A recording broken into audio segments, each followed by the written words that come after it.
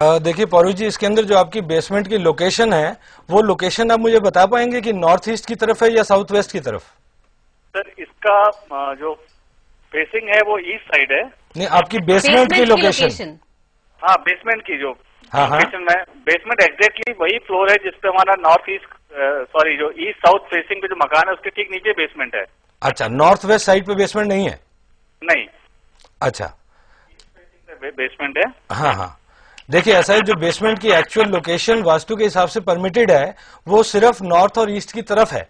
South और waste वाले part में बेसमेंट होना या कोई भी डेप्थ होना बहुत ज्यादा हार्मफुल होती है। बट इसके अंदर इसका उपाय है। अभी कंस्ट्रक्शन आपकी कंप्लीट हो चुकी है? हेलो जी, मेरे ख्याल से पौरुष हमारे हाँ पौरुष, क्या आपकी कंस्ट्रक्शन कंप्लीट हो चुकी है मकान की? हाँ, कंस्ट्रक्शन कंप्लीट हो चुका है। मैं 3 साल से रह रहा हूँ इसमें। अच्छा पौरुष, इसके अंदर आप ऐसा करो, किसी पायरा वास्तु एक्सपर्ट अगर आसपास आपके कोई अवेलेबल है तो उसको एक बार कॉल कर लो और मकान को दिखा लो, क्योंकि पायरा वास्तु के अंदर इसकी रेमेडीज अवेलेबल हैं जिसमें आपको कुछ तोड़ना फोड़ना नहीं पड़ेगा और आप बहुत सारी प्रॉब्लम से बच जाओगे। जी। एक्सपर्ट्स मेरे नॉलेज में है नहीं। तो आप ऐसा कर सकते हैं, आपका जो प्लान है ना, नक्शा जो है, उसको एक बार जो नंबर्स आपके स्क्रीन पे हमारे आ रहे हैं सामने, इस पे आप एक बार फैक्स कर दीजिए, तो उसको मैं देख के कुछ आपको इंस्ट्रूमेंट्स बता सकता हूँ। ठीक सर। तो ठीक है पौरुष जी, नंबर्स नीचे स्क्रॉल हो रहे हैं पौरुष, आप चाहें तो इन नंबर्स पर आप कॉल कर सकते हैं और सीधे सीधे आप नक्शे को भेजकर नक्शा किस तरीके से सही अप्रूव किया जा सकता है या किस तरह से पायरा वास्तु इसमें मदद कर सकती है, उसके बारे में आप जान सकते हैं पल्लव जी से।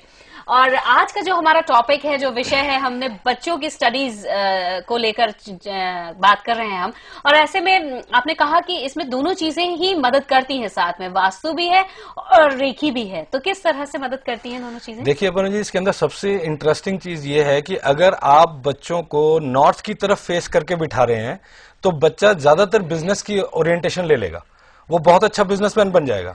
अगर आप उसको ईस्ट की तरफ फेस करके बिठा रहे हैं तो एडमिनिस्ट्रेशन लाइन उसके लिए पूरी तरह से खुली है। उसको आप आईपीएस, आईएएस, पुलिस की कोई लाइन, कोई एडमिनिस्ट्रेशन लेवल पे किसी भी पोजीशन पे अगर आप उसको ग्रो करना चाहते हैं, सिंपली उसकी डायरेक्शन जो है वो ईस्ट की फेस कर दीजिए। अगर नॉर्थ फेसिंग होगा तो वो टोटल का टोटल बिजनेस एटीट्यूड ले लेगा। अगर वेस्ट फेस करके बैठ रहा है तो he can go in a medical line.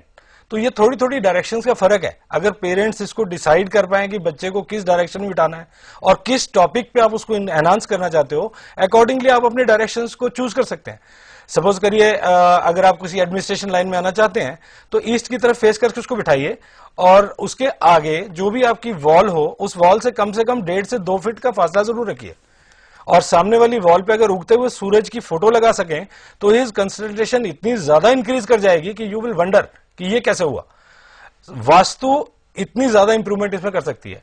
थोड़ा सा टिप मैं आपको रेकी का बता दूं कि रेकी इसमें कैसे एनहांस करेगी। होता क्या कि कई बार बच्चों की आदत होती है कि कुछ चबाते चबाते याद करने की, कई बार बच्चों की आदत होती है टहलते टहलते याद करने की। सिर्फ आप फाइंड आउट कर लीजिए कि आपका बच्चा जब याद कर लेता है तो वो किस हैबिट को सबसे ज्यादा दोहराता है।